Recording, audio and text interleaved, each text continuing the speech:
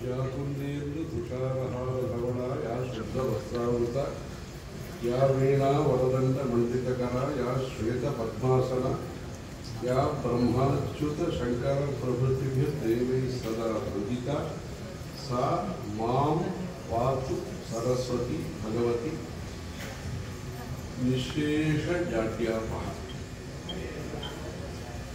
सरस्वती नमस्तुभ्यं वरदे कामरूपिणी विद्यारंभं करिष्यामि सिद्धिर्भवतु मे सदा। पंचाशदेव लिपयः रविवंशजानां संख्याम् अतीत्य भुवि भान्ति गुणा नृपाणाम् एतैरमूने कथमहं कथयामि देवी माता सरस्वती ममात्र गुरु प्रसादम्।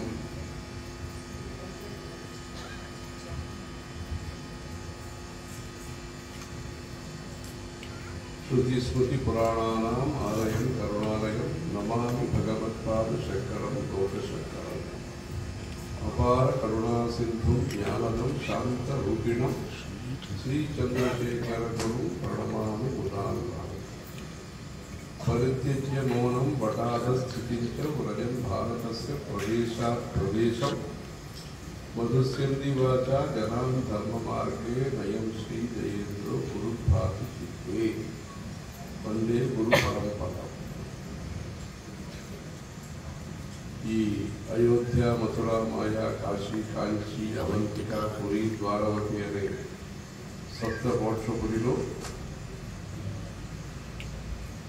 क्षेत्रवासं किंद 3 రాత్రి గాని 5 రాత్రి గాని నివాసం చేసినప్పటికీ మంచి పుణ్యమే। మీ అందరికీ కూడా 3-4 సంవత్సరాలు కంచి నివాసం చేసే అవకాశం ఈ నూతన విద్య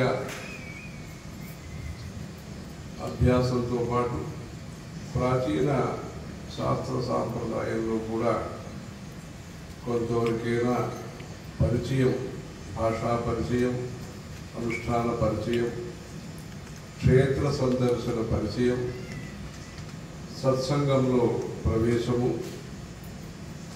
ఒక ఆపాత జ్ఞానం, ఆపాత జ్ఞానం కాకపోయినా ఆపాత జ్ఞానం, ధర్మం, శాస్త్రం, సంస్కారాలు, వేదశాస్త్ర పరిచయాల గురించి గ్రంథ అవలోకనం, తాళపత్ర గ్రంథాలయం కంచిలో ఉంటుంది।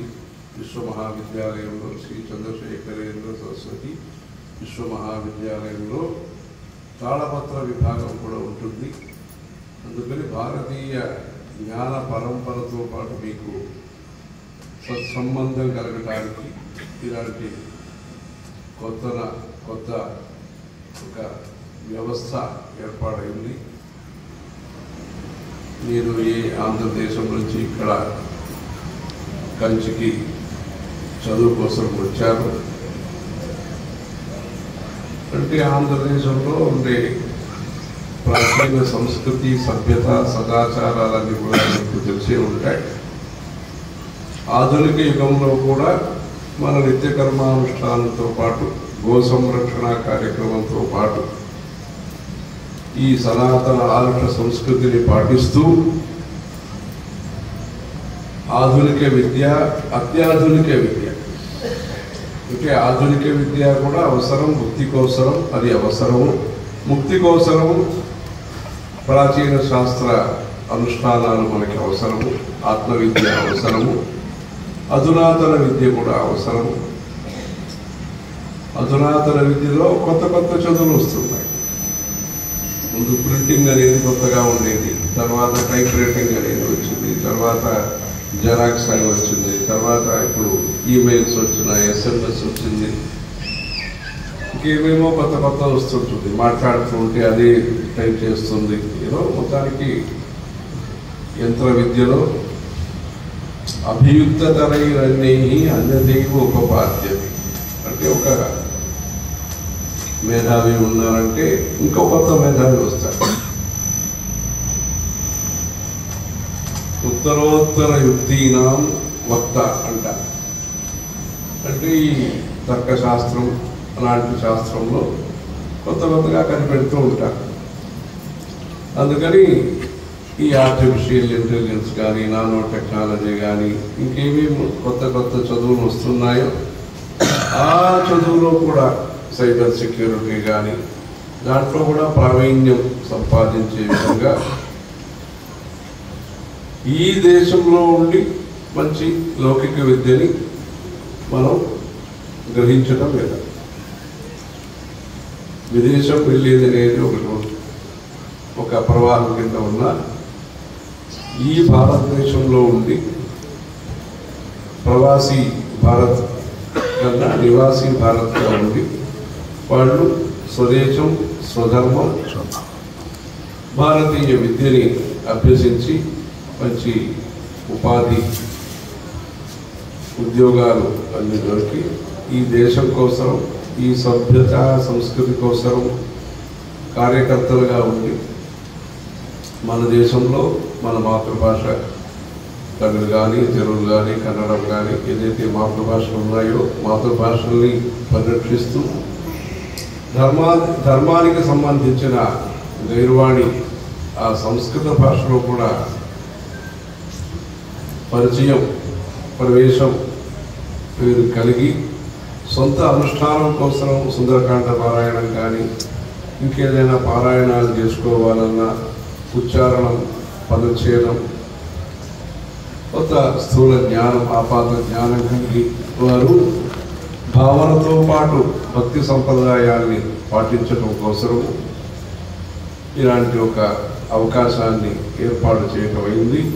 ఎలా మగవాళ్ళకి ఈ సంస్థ శ్రీ జయంత్ సరస్వతి స్వామి అర్థశాస్త్ర పాఠశాల ఉన్నదో ఘటికాస్థానం, అలా ఆడవాళ్ళకి కూడా శాస్త్ర సరణి, సంప్రదాయ శాస్త్ర సరణి అని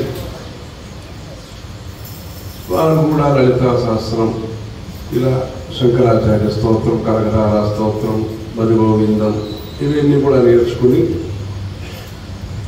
లక్ష్మీ అష్టోత్తరం, నోములు, వ్రతాలు ఇవన్నీ చేసుకోవడానికి కూడా వారికి నేర్పడం అవుతుంది.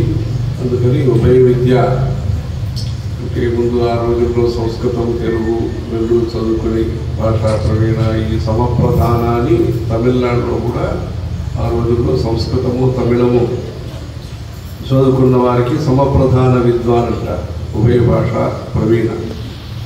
అలా పేరు కూడా ఆధునిక విద్య, స్వదేశ సంస్కృతి, విదేశ విజ్ఞానం, అలా ఆధునిక విద్య, ప్రాచీన శాస్త్రం.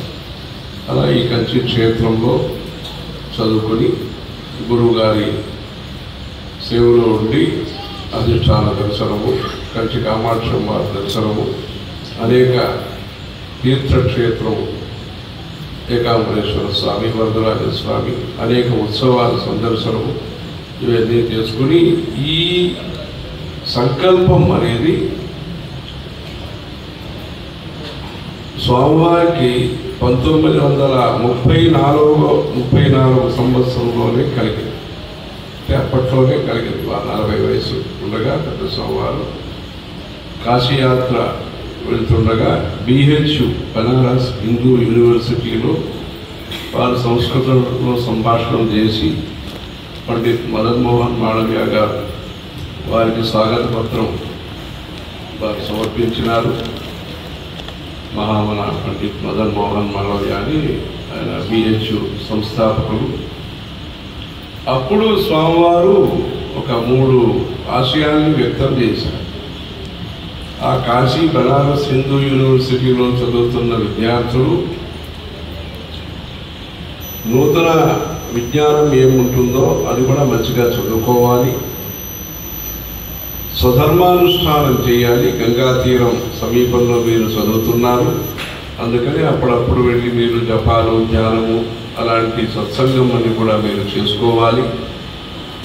మూడవది దేశ ఉద్ధరణ కోసం, దేశ వికాసం కోసం మీరు సమాజ సేవ చేయాలి అని ఒక 3 విషయాల్ని స్వామివారు ప్రతిపాదించడం అయింది. 1934వ సంవత్సరం.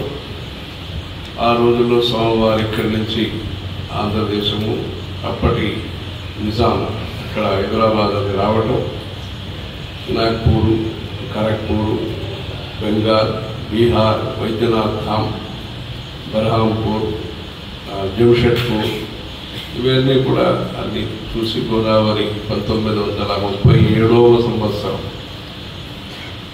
అంత విస్తృతమైన పర్యటన. అది మూవింగ్ టౌన్ అంటారు. అది సంచార నగరం. స్వామివారితో పాటు అంత వాహనాలు, బండి, ఇంకా ఎద్దు బండులు, ఇంకా వేద పాఠశాల అన్ని స్వామివారితో వచ్చేది.